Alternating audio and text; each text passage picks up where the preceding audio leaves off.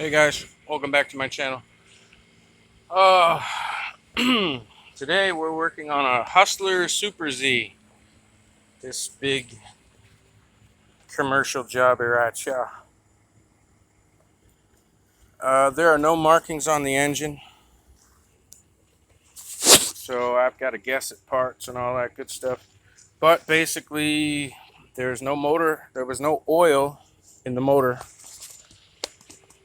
and he took it out to go to work, and he blew it up. When it first got here, we started it and it was making a terrible clunking sound, and then it just gave up. So I'm not going to be doing a lot of talking on this video. I'm just going to film the process of how to remove the motor, and we're going to take it in the shop and pull it apart. So see you soon. Let's start by taking all the guards off. These commercial machines have a lot of guards. This is a 3/4 inch wrench.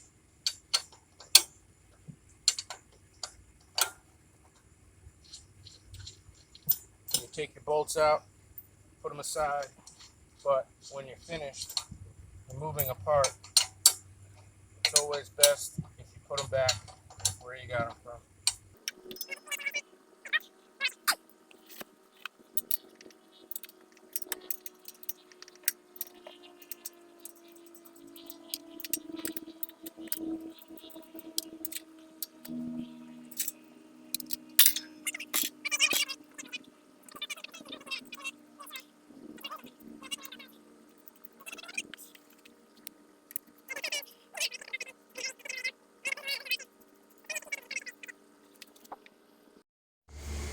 The next thing we have to do is take this whole yellow section and get it undone.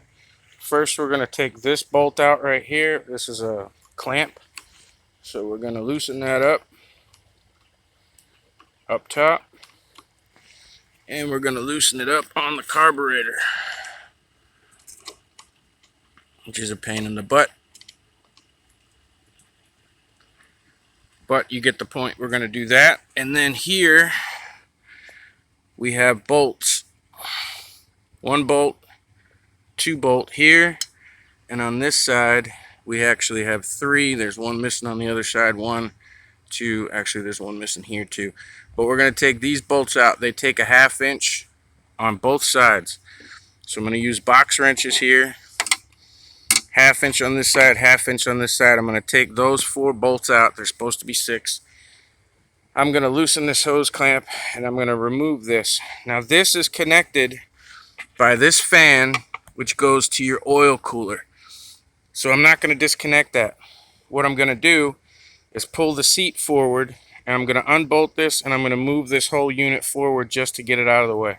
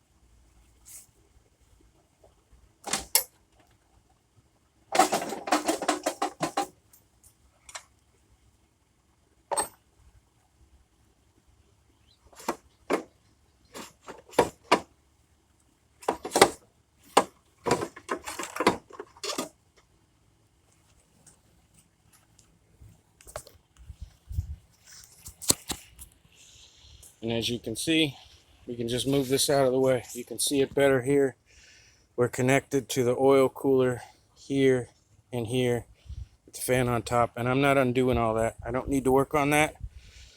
We are just pulling this engine. Next, we're taking off the muffler here.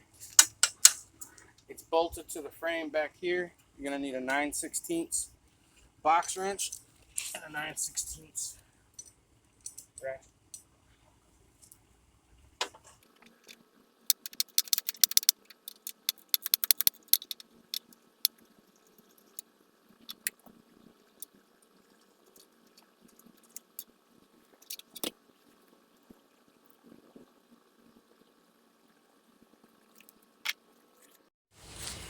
Okay, I did a few things off camera. Real easy stuff.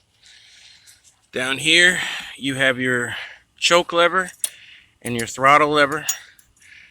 There's a screw with a clamp that goes right there, and they attach here. Make sure you take pictures before you take it apart. I also went down below. I jacked it up. You didn't need to see that. I jacked it up. I went down below. I removed both belts, the drive belt and the PTO belt, or the blade engagement belt. Then I took the nut out that holds the whole thing together, pulled the PTO clutch down. Then I pulled the 4 bolts, that's all it holds is 4 bolts, out of the base of the engine. And there was no way to get down there and show you that anyway. Plus you've seen it on other videos. So basically now what I'm going to do is put this on the stand. I'm going to lift the motor. I'm going to take off the fuel line. I put some zip ties on there so I could put it up here, keep it from flowing. I'm going to lift the motor, pull it forward. I'm going to disconnect the electrical connections, and then I can take the motor out of the mower.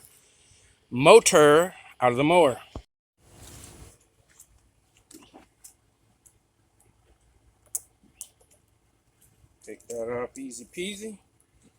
I put zip ties on there so it would hold it up there. I disconnected the battery as well. Everything should be ready to go. And the reason I do it this way is because then it's easier to get at the starter to get those wires off. And this mower has one connection that connects all the wires to the motor, so that's out of the way. I believe that's a 1/2 inch.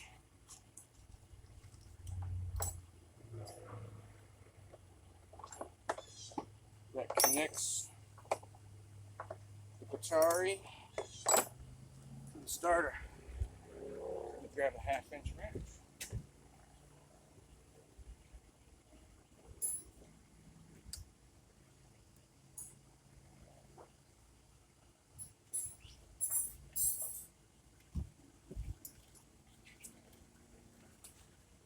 I brought a few extras just in case. Just in cases.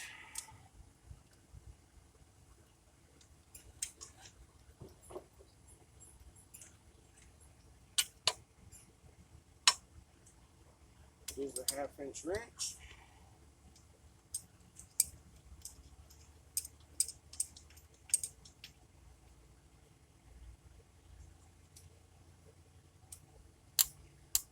Now the wire's off the starter. Put the bolt back, the nut back on the bolt.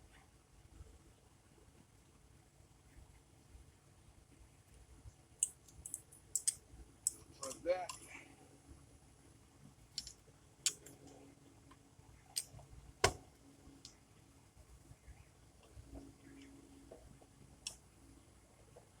I got one wire here that just wants to give me a fucking problem. Not attached anymore, it's just through a fucking holder. Yeah, I'm upset. I'm upset because I completely rebuilt this motor. And it's not the guy's problem, it's not his fault. But it had an oil leak from day one. I put a new seal in the bottom, the main shaft seal. And the seal was bad from the fucking factory. So it leaked oil. He brought it back. I thought it was leaking oil from somewhere else. Fixed that. He took it. It started leaking worse. Figured out it was a seal. Removed the engine. Put the new seal in. Put it all back together. Changed the hydraulic fluid. Did all this work. And honestly, between you and me, I think I forgot to put oil in it. Which is a bonehead move. And he took it home and blew it up. Regardless of whose fault it is, I warranty my work. This is going to cost me a couple $100 easily, if it can even be rebuilt. And I'm pissed that I'm working on it again. But when you're in business, guys, or girls, if you want to stay in business, warranty your work. Nobody does on small engines, but I do. So now the engine's out completely. Warranty your work. This is the bane of my existence for this year. 2021 season's just started. It is carried over from last year. This has been the shittiest job I've had, and it's been over stupidity. It's been over a bad seal from the manufacturer, and there's nothing I can do. They won't warranty that. This guy is doing without his machine for weeks at a time, and there's nothing anybody can do. But the only way to salvage him as a customer, and to be able to salvage any future customers that may have issues, is you got to stand behind what you do. Warranty your work. Now we're going to take that motor, it's laying on the ground, and we're going to take it into the shop. We're going to put it up on the bench, and we're going to pull the heads. And I'll show you how to do that. We're going to find out exactly what happened to this beast. I have a feeling it busted a connecting rod.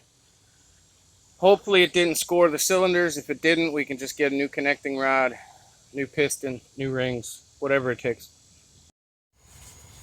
Okay, now when I put my seals in, I always use Permatex, the bottom of the seal, as an added protection. The seal is supposed to do its job, but sometimes it doesn't, so I do Permatex it. So I cut that around the shaft with a knife. I'm replacing the seal again, even though it's only a week old, because I'm rebuilding the whole motor. And then I just take a screwdriver, usually, since I know I'm redoing everything, and get her loose. I see that's going to be moving with it. So in this case, I guess I'm just going to take that oil cooler off, and it'll go with the bottom of the motor. Ooh, I hear all kinds of pieces in there. Oh, that sucks. This may not even be salvageable. I may have to get a new motor. But that's part of doing business. And there ain't nothing you can do about it. I could tell him to fuck off. He paid me. I rebuilt this originally 6 months ago. I could tell him no way, it's his fault. I could have blamed it on him. But I'm not that guy. Oops. And I could have told him sue me. But I'm not that guy. Holy sheep crap. Well, we got a busted governor. Get to the chopper. For starters, this is broke. Now this is just plastic. But everything got hot in there. We got pieces in there. Look at this. Look at this. That is connecting rod. That is just disintegrated. But it's what I thought it was going to be. It's connecting rod. Let's see what else we can pull out of there. I'm going to set you here for a minute. I'll be right back.